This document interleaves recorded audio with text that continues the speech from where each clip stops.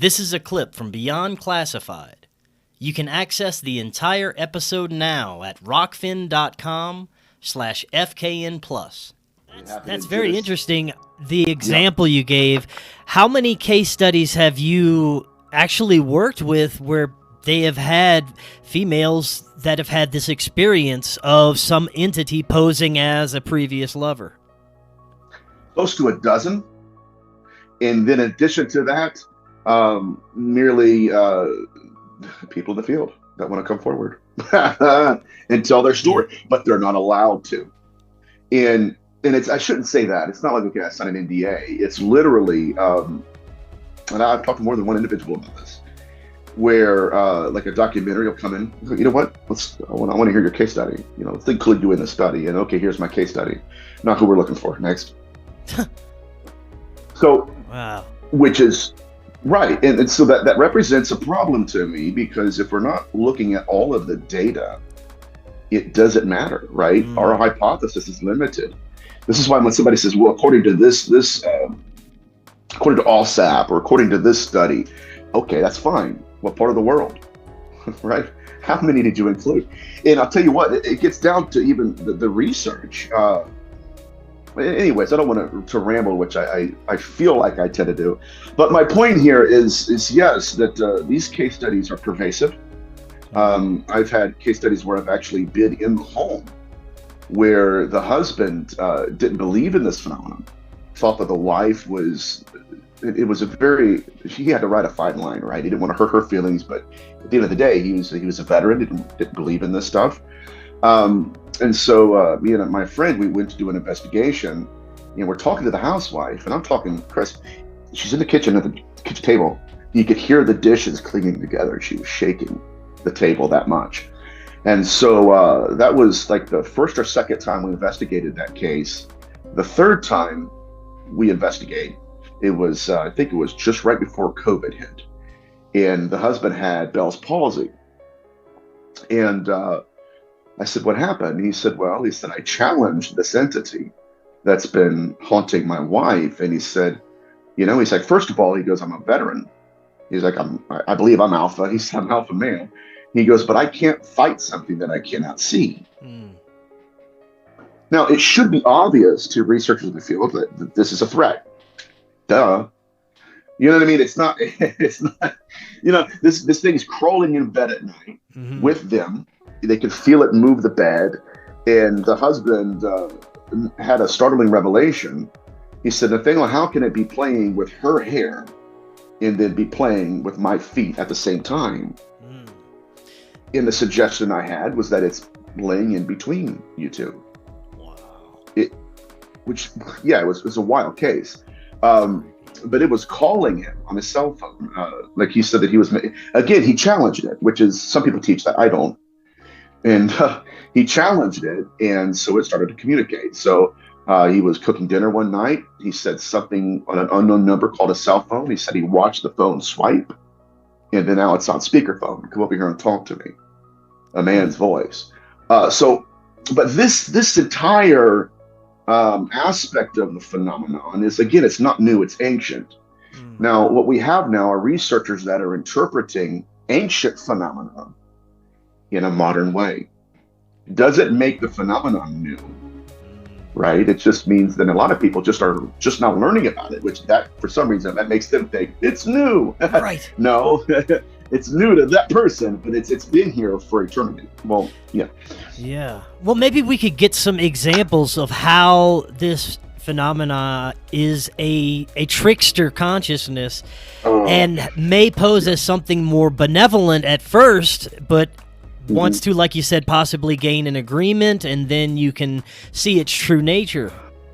Yeah, that's the working hypothesis, and that is the best scenario. I mean, when you're dealing with deception, the first theory is that, they're deceiving us for our good, which, okay, but in much of the deception includes sexual assault or even physical assault, not just to adults. And I think, again, if you look at the field as a whole, and you can notice that there are some people that are promoted and some people that you're not.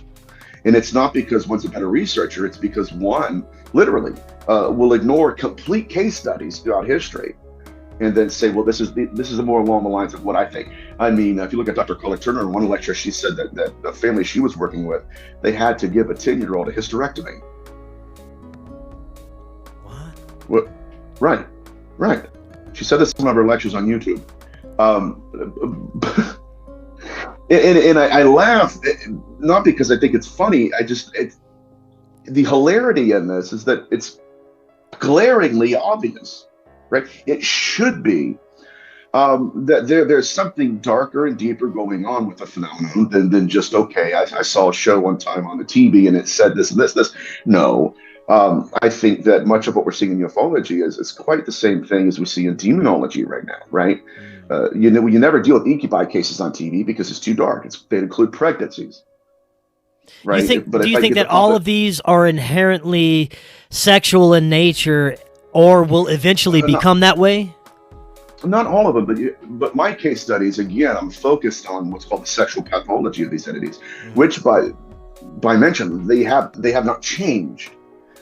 Their modus operandi throughout millennia was known as incubi and succubi. Incubi was essentially a spirit, allegedly a spirit, which we still can't relatively define, was an entity that appeared to women in the image of a man. We just didn't know how dark that rabbit hole went. For what purposes? Well, it was to inseminate her with seed. Well, we see that modus operandi employed almost thousands of cases in UFO abduction. Matter of fact, they're doing the same things, the same kind of deceptions. Now, we used to call them dream demons because, again, that was our attempt to place a face on the phenomenon. And what were we trying to describe, right? We were describing essentially an entity that will induce a woman into a dream state. Hello, UFO abduction, and then do things to them when they're in that dream state that later on they won't know if it's reality or if it was just a nightmare. Now, this is pervasive in the research. And what I'm finding is that because people, and I've been personally attacked because of this, because people have limited their knowledge of the phenomenon to either just abductions, without looking at incubi cases and demonology. What they'll do is they'll hear one story in abduction, or I'll tell a story about abduction or even incubi, and they'll think it's weird. They only know one aspect of it. But if you get to the case studies, you'll see that these beings have said mostly the same things to women. They've done the same things. They've manifested as deceased loved ones. I mean, the list goes on and on. But the question we're asking ourselves now is, okay, why the deception? Now, is there anything good about sexual assault? See where I'm going with this? Right, yeah. Well, do you think that what people are experiencing when they say that they possibly meet a hybrid child on a craft, or have an experience where there is known DNA or genetic manipulation, some sort of medical procedures even, that these could be creating hybrids that are born here on Earth, possibly?